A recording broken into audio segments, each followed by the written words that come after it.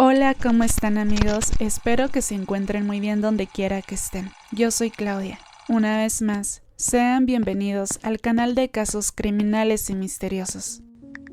Mary Vincent vivía con sus padres en Las Vegas y tenía 6 hermanos. Su padre trabajaba como mecánico mientras servía en el ejército y su madre trabajaba para los casinos. Cuando entró en la adolescencia, sus padres se separaron y estaban pasando por un divorcio muy complicado. Esto por supuesto no fue nada fácil para Mary y empezó a faltar a la escuela. En 1978, Mary Vincent, de 15 años y nativa de Las Vegas, atravesaba un periodo de rebeldía que la llevó a huir a California con su novio. Los dos vivían en un carro y aparentemente se llevaban muy bien. No mucho después de su nueva aventura, el novio de Mary se metió en problemas con la ley y los dos se separaron. Después de la ruptura, en lugar de que Mary regresara a casa con sus padres, había decidido hacer autostop casi 643 kilómetros hasta la casa de su abuelo en Corona, una ciudad en California. Dado que había pedido aventones en el pasado sin incidentes, la adolescente no tenía motivos para creer que esta vez sería diferente. No podía haber previsto que pronto estaría a merced de un loco. Después de empacar sus pertenencias en una mochila, Mary había emprendido su viaje. Joven y bonita, no tuvo problemas para que la llevaran, pero la mayoría solo la llevaría a unos pocos kilómetros de distancia antes de dejarla, obligándola a comenzar el proceso nuevamente. En la ciudad de Modesto, se había unido a un par de compañeros autoestopistas que se habían posicionado cerca de una vía muy transitada. Los dos chicos estaban sosteniendo carteles que indicaban que se dirigían al sur de California y esperaron pacientemente a que un buen samaritano se detuviera y les ofreciera un aventón. Al poco tiempo, una camioneta azul conducida por un hombre de mediana edad se detuvo junto a ellos. Después de mirar al trío, le hizo señas a Mary para que se subiera, diciéndole que podía llevarla hasta Los Ángeles, que estaba a solo 45 minutos de su destino. Después de mirar dentro del vehículo y ver que había suficiente espacio para los tres, los chicos llevaron a Mary a un lado y le advirtieron que algo no estaba bien. Temiendo por su seguridad, le sugirieron que esperara para otro viaje. Agotada por haber pasado los últimos días cocinándose bajo el sol ardiente, con la esperanza de tomar algún otro viaje, Mary había hecho caso omiso de sus preocupaciones y se había subido al lado del conductor, un hombre de aproximadamente 50 años. Aunque el hombre era un poco rudo, parecía lo suficientemente agradable. Cuando Mary encendió un cigarrillo poco después de aceptar el viaje, ella estornudó y el conductor se acercó para tocarle el cuello y le preguntó si estaba enferma. A Mary no le gustó el contacto físico y se apartó de su alcance. No mucho después de hundirse en el asiento acolchonado, Mary se había quedado dormida, arrullada por el ritmo de la carretera. Cuando Mary se despertó, una mirada a las señales de la autopista le dijo que iban en la dirección equivocada. Pensando que se trataba de un simple error, había tratado de enderezar al conductor. Después de que el conductor reconoció su error, le dijo a Mary que tenía que hacer sus necesidades antes de continuar. Unos momentos después, se detuvo a un lado de la carretera y salió del vehículo. Mientras lo observaba alejarse, Mary se sintió abrumada por la sensación de que necesitaba estar lista para correr. Después de abrir la puerta del pasajero y sacar las piernas, notó que los cordones de sus zapatos estaban aflojando. Cuando se inclinó para atarlos, el conductor apareció de la nada empuñando un mazo. Después de golpearla en la cabeza, la arrastró semi-inconsciente a la puerta trasera de la camioneta donde se aprovechó de ella. Por la mañana, Mary, magullada y ensangrentada, le había suplicado a su agresor que la liberara, diciéndole que no iría a la policía. Aparentemente de acuerdo, su agresor le había gritado: ¿quieres ser libre? Entonces te liberaré. Y con eso, sacó un hacha y le cortó ambos brazos a la altura del codo. Completamente satisfecho con su obra, había escupido las palabras: ya está, ahora eres libre. Suponiendo que Mary estaba casi muerta, la arrojó por un acantilado, donde cayó 10 metros por un barranco. Aunque estaba gravemente herida, Mary permaneció despierta y consciente de lo que estaba sucediendo durante su terrible experiencia. sabiendo instintivamente que se desangraría hasta morir si no pensaba rápido. Mary tomó mucho valor y había hundido lo que le quedaba de los brazos en el lodo para detener el flujo. Milagrosamente, su ingeniosa idea había funcionado. Con la hemorragia reprimida temporalmente, había subido por la pendiente empinada, utilizando sus talones como apoyo. Una vez que llegó a la cima, se había puesto en marcha en busca de ayuda, con los brazos en alto en el aire, para evitar que el sangrado comenzara de nuevo. A 4 kilómetros de la carretera, había intentado hacer señas a un automóvil que pasaba, pero la pareja de ancianos en el interior había echado un vistazo a la joven que se encontraba sin ropa y cubierta de sangre frente a ellos. En lugar de ayudarla, se asustaron y pisaron el acelerador para alejarse a toda velocidad. Poco tiempo después, otro automovilista que viajaba por la autopista se detuvo y prestó ayuda a la adolescente que estaba claramente muy asustada. Después de colocarla suavemente en el auto, se dirigieron rápidamente al hospital más cercano. Una vez allí, Mary fue llevada de urgencia al quirófano.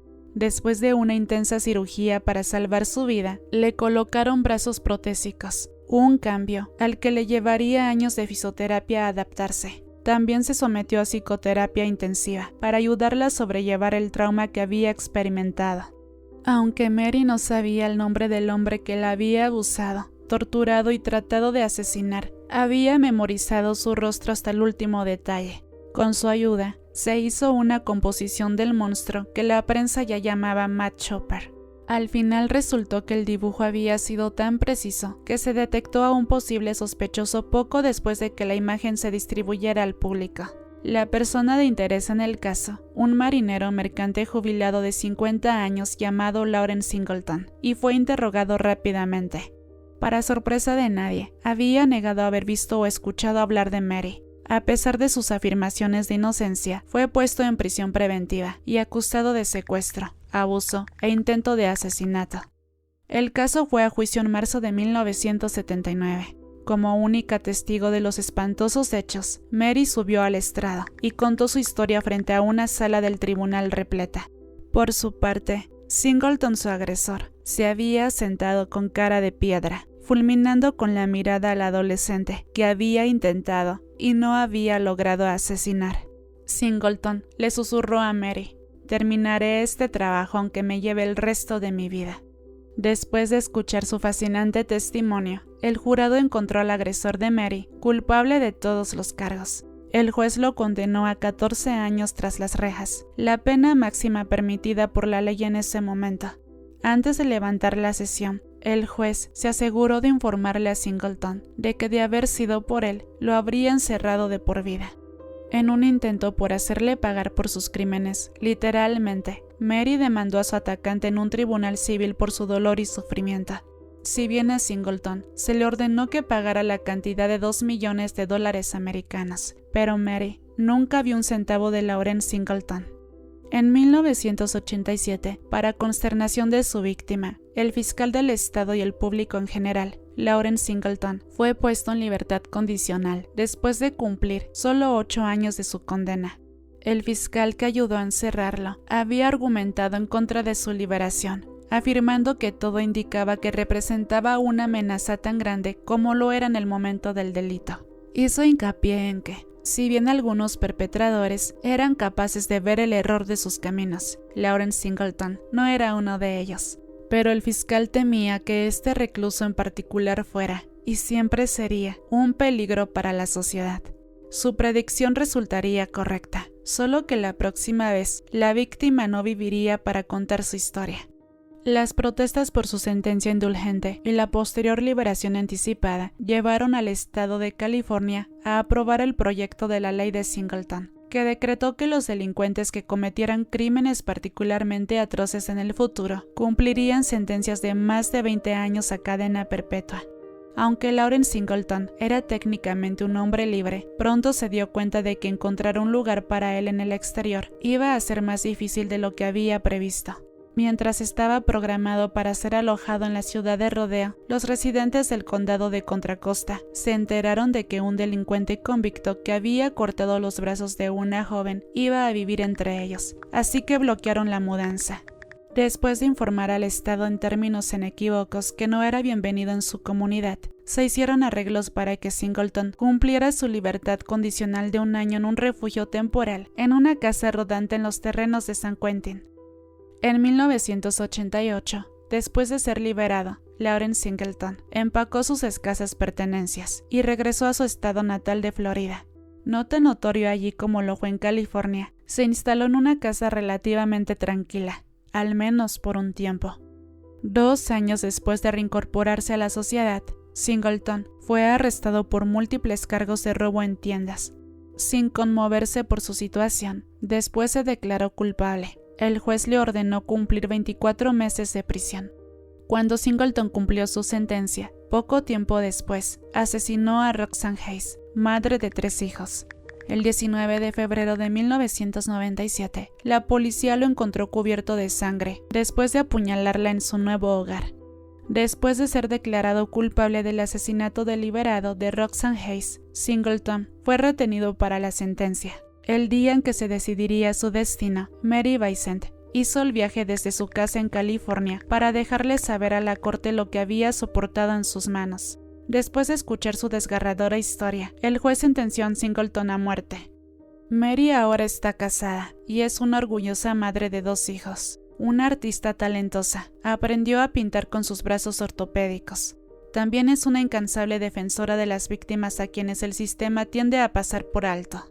Consciente de la necesidad de protegerse a sí misma y a su familia, Mary elige sabiamente mantener en privado la mayor parte de su información personal. Lawrence Singleton nunca tendría su cita programada con el verdugo para su pena de muerte. En lugar de yacer en la camilla, mientras el Estado dictaba justicia final, murió de cáncer en el hospital de una prisión en diciembre de 2001. Hasta su último aliento, se mantuvo frío e insensible, sin mostrar ni una sola vez signos de remordimiento o arrepentimiento por los horrores que le había infligido a otros. Aunque Mary admite que todavía tiene pesadillas sobre el ataque, se niega a permitir que las acciones de Singleton dicten cómo vivir su vida.